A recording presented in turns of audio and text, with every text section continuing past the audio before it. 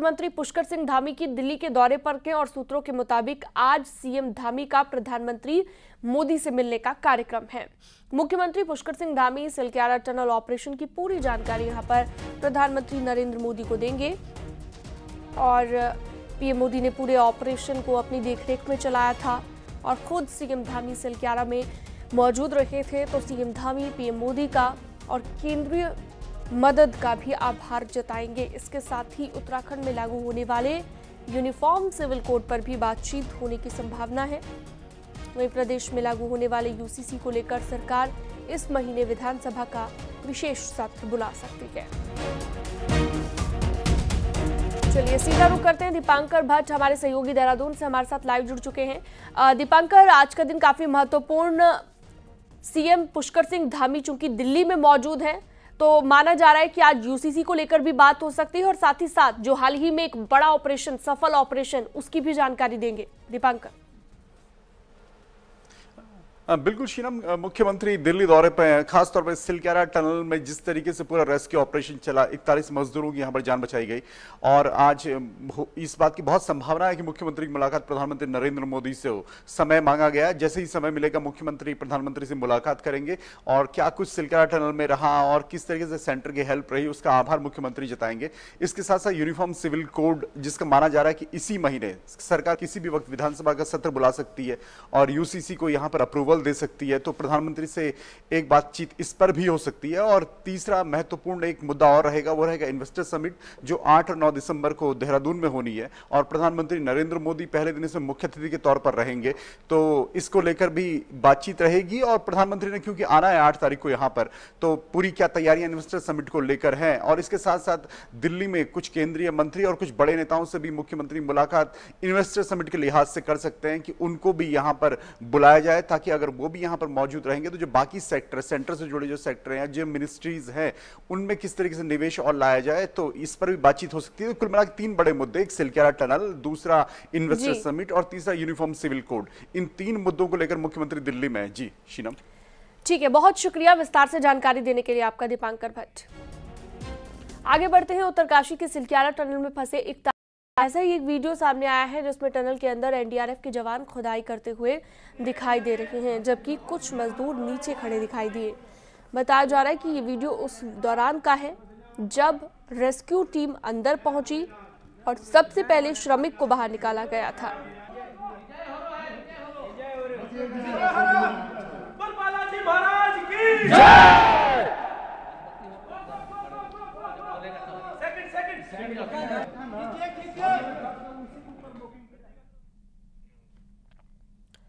Silkyara tunnel rescue operation के लिए Australia से भारत पहुंचे इंटरनेशनल टनलिंग एसोसिएशन के अध्यक्ष अर्नल्ड डिक्स ऑपरेशन की सफलता के बाद वापस लौट गए हैं। अर्नल्ड डिक्स ने भारत छोड़ने से पहले रेस्क्यू में लगी सभी एजेंसियों का शुक्रिया अदा किया। अर्नल्ड डिक्स ने जहां इस महत्वपूर्ण ऑपरेशन को अपने इंजीनियरिंग टिप्स के जरिए सफल बनाया, वहीं इस दौरान टनल के बाहर मंदिर में पूजा अर्चना करने और लोगों के साथ नाचने गाने के उनके वीडियो काफी वायरल हुए। Here I am as a visitor coming to the country. I had no hesitation in coming. I was welcomed warmly. All of the agencies working so closely with each other, the army, the engineering corps of the army, everyone working. This is not normal, and so I would be saying, तो क्या Silkyara tunnel पर भी धर्म की सियासत हो सकती है? ये सवाल जुम्मे के दिन कांग्रेस की प्रेस कॉन्फ्रेंस के बाद खड़ा हुआ।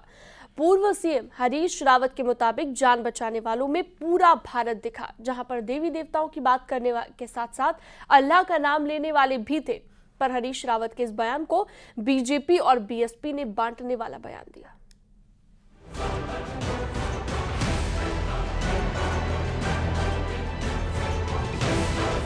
17 दिन तक 8 राज्यों के 41 मजदूर टनल में फंसे रहे। पूरे देश में पूजा पाठ, प्रार्थना और दुआओं का दौर चला। सबसे बड़े रेस्क्यू ऑपरेशन में सिर्फ जान बचाना मकसद था और तब किसी ने किसी का धर्म और जाति नहीं पूछी। लेकिन शुक्रवार को इस पर भी सियासत शुरू हो गई। कांग्रेस के सभी बड़े नेताओं ने प्रेस कॉन्फ्रेंस की, पर अब हंगामा पूर्व सीएम हरीश रावत के बयान पर मचा है। हरीश रावत ने कहा कि जान बचाने के इस अभियान में पूरा भारत दिखा। जहां देवी देवताओं का नाम लेने वालों के साथ साथ अल्लाह का नाम लेने वाले भी रहे। उनमें पूरा हिंदुस्तान था, जिसके लिए भारत जाना जाता वो भारत था। जाति धर्म क्षेत्र से ऊपर उठ करके वो माइनर्स हिंदुस्तान का प्रतिनिधित्व कर रहे थे। यदि वो अपनी सफलता के लिए देवी देवताओं को याद कर रहे थे तो अल्लाह को भी याद करने वाले लोग थे। सिलक्यारा में मजदूरों की जान बचाने का अभियान सफल रहा। बीजेपी इसका जश्न मना रही है तो कांग्रेस कमजोर दलित मुस्लिम पिछड़ों के साथ दिखने का संदेश देना चाहती है। मतलब यह कि जान बचाने के अभियान में ज्यादातर वो मजदूर शामिल थे जिस धर्म जाति वर्ग को बीजेपी ने साइडलाइन किया, पर बीजेपी और बीएसपी ने इसे गलत सियासत बताया है।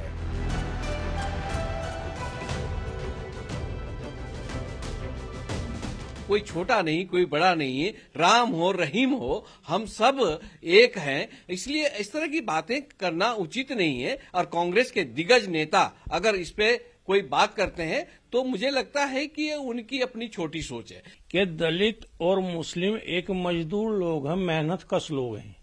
मेहनत कश लोग ही मेहनत कर सकते हैं। उसी का नतीजा है मेहनत कशों की तरफ भी सरकार को देखना चाहिए। सिलक्यारा टनल में फंसे 41 मजदूर अपने अपने घर पहुंच चुके हैं, लेकिन सबसे बड़े रेस्क्यू ऑपरेशन में कोई भी पार्टी सियासत का मौका नहीं छोड़ना चाहती। पर देवी देवताओं के साथ अल्लाह का नाम लेने वालों की बात करके कांग्रेस को इसका कितना फायदा देवभूमि और देश में मिलेगा, ये देखने वाली बात होगी। दीपांकर भट्ट, न्यूज़ 18, देहरादून।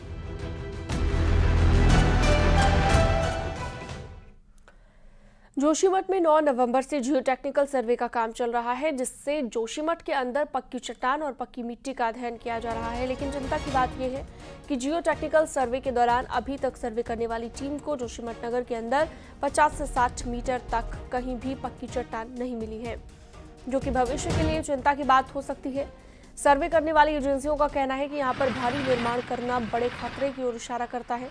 हालांकि केंद्र सरकार ने जोशीमठ के ट्रीटमेंट पुनर्वास विस्थापन को लेकर 1658 करोड़ का बजट स्वीकृत कर दिया है।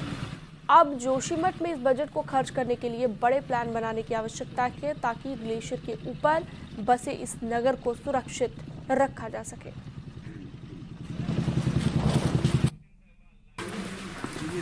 और चलिए, इस पर ज्यादा जानकारी के लिए नितिन सेमवाल हमारे साथ लाइव जुड़ चुके हैं।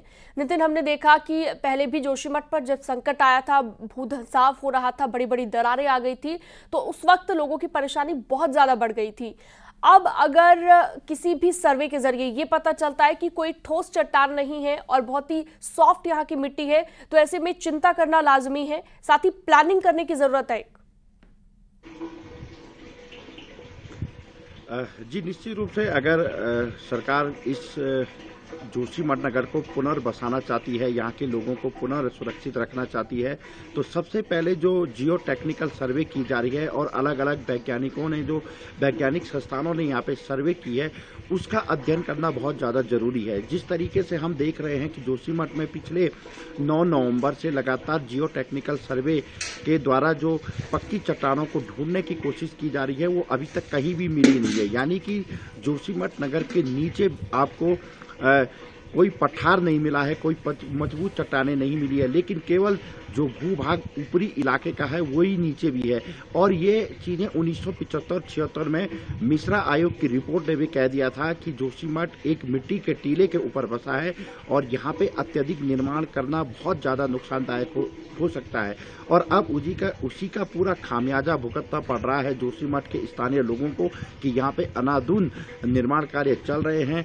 और इस जोशीमठ के नीचे से जो टनल बनाई जा रही है, उस टनल के भविष्य को लेकर भी अब चिंता है, क्योंकि अगर पक्की रॉक नहीं मिलती है तो कहीं ना कहीं टनल से आने वाले समय में नुकसान हो सकता है, ये भी कहा जा रहा है। लेकिन वैज्ञानिक संस्थाओं ने एक राय भी दी है कि अगर यहाँ पे पक्के निर्माण नहीं किए जाते हैं और जो विकास है वो नियोजित विकास अगर होता है तो जोशीमठ नगर को बसाया जा सकता है। 1658 करोड़ केंद्र सरकार ने जोशीमठ के लिए दिए हैं और अब उसके लिए प्लानिंग बनाने की आवश्यकता है, ताकि ताकि जोशीमठ नगर सुरक्षित रह सके और यहाँ पे जो भी निर्माण कार्य हों उस पर विशेष ध्यान देने की आवश्यकता भी है। जी बिल्कुल, तो इस पर विशेष ध्यान देने की ज़रूरत है और इसके लिए कंस्ट्रक्शन अगर करनी है तो बहुत ज़्यादा प्लानिंग करने की ज़रूरत है और इस पर सरकार को ध्यान देना होगा। बहुत शुक्रिया तमाम जानकारी के लिए नितिन आपका। आपदा के लिहाज से साल 2023 बेहद संवेदनशील रहा। जोशीमठ भूधंसाव हो या बारिश में 100 से ज्यादा मौतों का मामला हो, इस साल कई ऐसी घटनाएं हुई जब केंद्र से लेकर राज्य सरकार को भी लगने लगा है कि उत्तराखंड को स्पेशल ट्रीटमेंट देने की जरूरत है।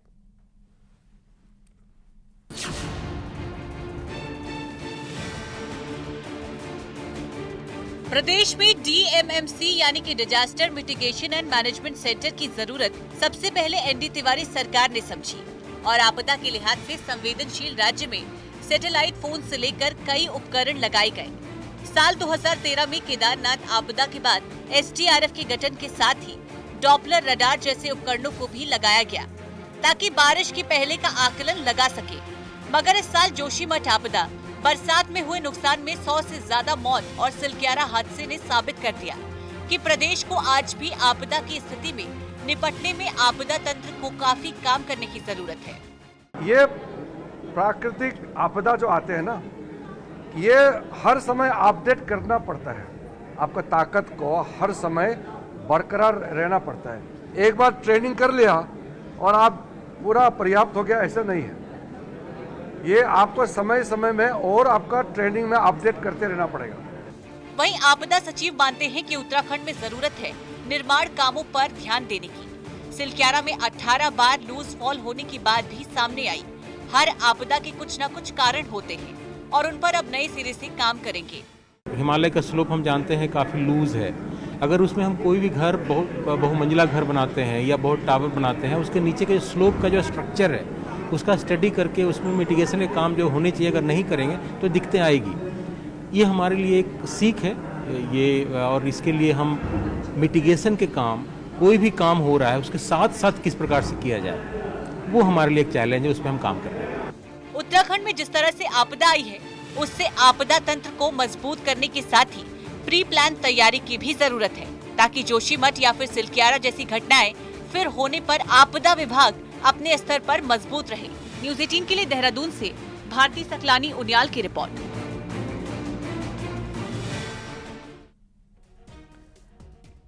और हल्द्वानी से बड़ी खबर है, यहाँ पर ईजा बैनी महोत्सव को लेकर बड़ी जानकारी है। प्रशासन ने कार्यक्रम में खराब खाना सप्लाई करने वाली दुकान पर छापा मारा।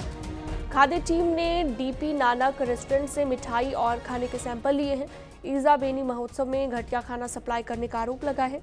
CM धामी तक भी खराब खाना सप्लाई करने का मामला पहुंचा था और CM कार्यक्रम में शामिल हुए थे, जिसमें हजारों महिलाएं भी शामिल हुई थी।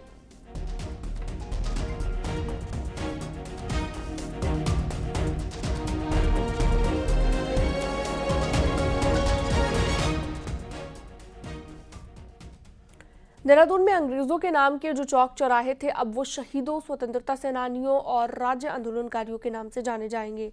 देहरादून नगर निगम ने अपने कार्यकाल के आखिरी दिनों में ये बड़ा फैसला लिया है। देहरादून में अब परशुराम चौक के नाम से भी चौराहा होगा। साथ ही राज्य आंदोलनकारी स्वर्गीय सुशीला बलूनी के घर जाने वाली सड़क भी उनके नाम से जानी जाएगी। दिलाराम चौक पर बीजेपी के 8 बार के विधायक रहे हरबंश कपूर के नाम पर स्मृति द्वार बनेगा। से जो है हमारी जो है विभूतियां हैं, जिन्होंने जो है इस उत्तराखंड राज्य के लिए, अपने देश के लिए जो है बलिदान दिया है, तो उनके लिए भी जो है हमने सभी को जो है किसी के नाम से जो है द्वार बनेंगे, किसी के नाम से जो है सड़क का नामांकन किया जाएगा। प्रदेश के नगर निकायों का कार्यकाल शुक्रवार को खत्म हो गया। ऐसे में प्रदेश के दूसरे सबसे बड़े नगर निगम हल्द्वानी में मेयर और पार्षदों का विदाई समारोह हुआ। इस दौरान मेयर ने अपने कार्यकाल की उपलब्धियां गिनवाई, साथ ही 5 साल का कार्यकाल पूरा होने पर जनता और बीजेपी का शुक्रिया अदा किया।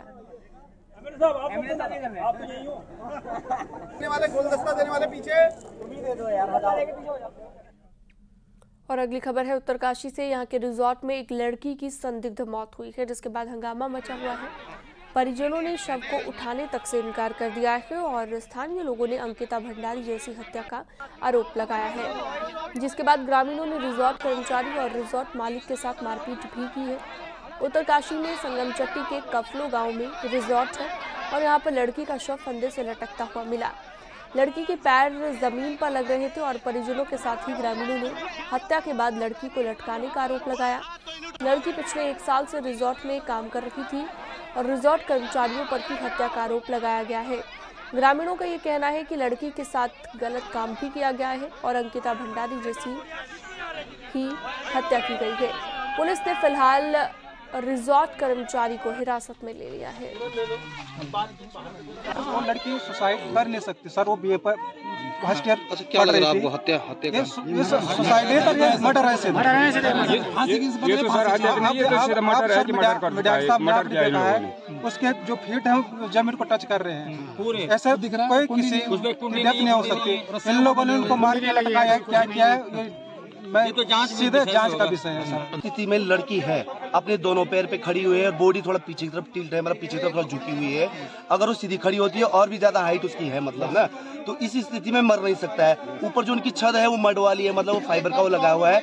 अगर कहीं ना कहीं लड़की अगर चेयर से कूदती भी है तो कहीं ना कहीं झटका छत पे भी आ सकता है। वो कुछ नहीं है, ये सीधा बात अंकिता भंडारी वाला मामला जैसा था सेम उसी तरीके का मामला है। और हम इसमें चाहते हैं कि शासन और प्रशासन निष्पक्ष इस पे जांच करे। जी बिल्कुल एकदम मटर है, लगता नहीं सर, बिल्कुल क्लियर मटर है ये। क्या चाहते हो आप? जी बस यही चाहते हैं करके ऐसे दोषियों को बिल्कुल फांसी होनी चाहिए या तो इनको काला पानी होना चाहिए, ताकि आगे से कोई अगर मानववाद हमारी गरीब लड़कियों के साथ ऐसा व्यवहार नहीं। की जो मृत्यु हुई है होम स्टे है कफनौर क्षेत्र में, तो वहाँ पर जो है प्रथम दृष्टया लग रहा है कि फांसी लगाने से प्रतीत हो रहा है और उसकी विस्तृत जांच के लिए भी पीएम के लिए हमने संस्तुति कर दी है और डॉक्टरों के पैनल और वीडियोग्राफी के अंतर्गत पीएम कराया जाएगा और जो भी साक्ष्य सामने आएंगे आरोपी के खिलाफ कार्रवाई।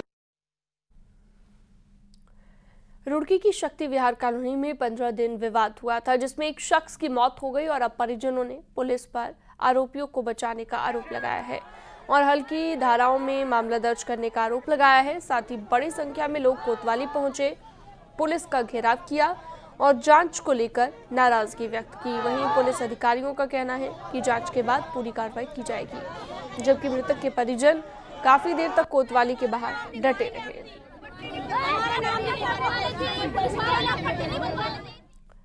जलवायु परिवर्तन का असर अब जल स्रोतों पर भी पड़ रहा है। अधिकांश नौले धारे सूख गए हैं, जगह जगह पर खोदे गए हैंडपंप भी सूख गए हैं। एक रिपोर्ट आपको दिखाते हैं।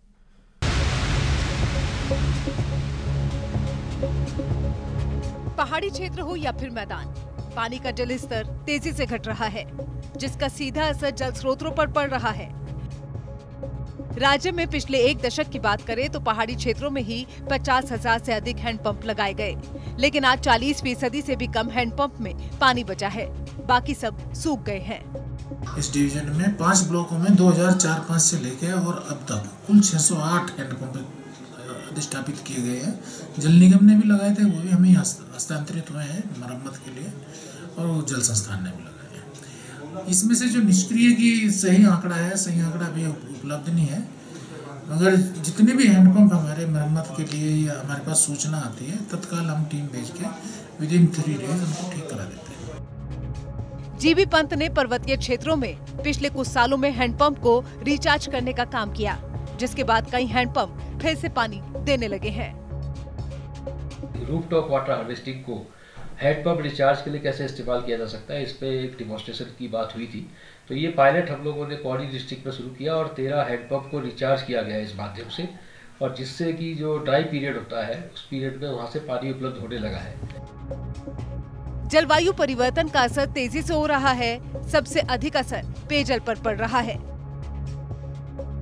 पहाड़ हो या फिर मैदान, वाटर लेवल तेजी से गिर रहा है, जिसे बचाने की जरूरत है। न्यूज़ 18 के लिए अल्मोड़ा से किशन जोशी की रिपोर्ट।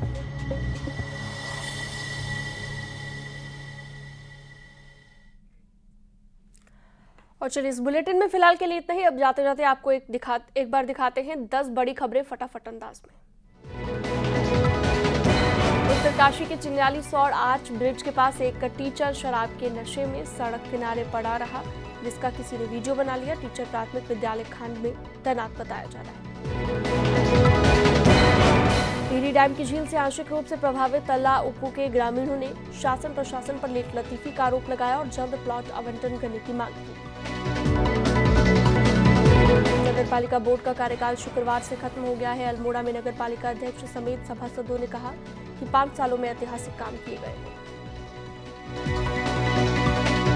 नैनीताल में सड़कों पर अवैध पार्किंग पर हाईकोर्ट ने एसएसपी को निर्देश दिया है कि वो 2 दिन के भीतर स्थानीय लोगों और स्टेक होल्डरों के साथ बैठक करें, प्लान कोर्ट को दें।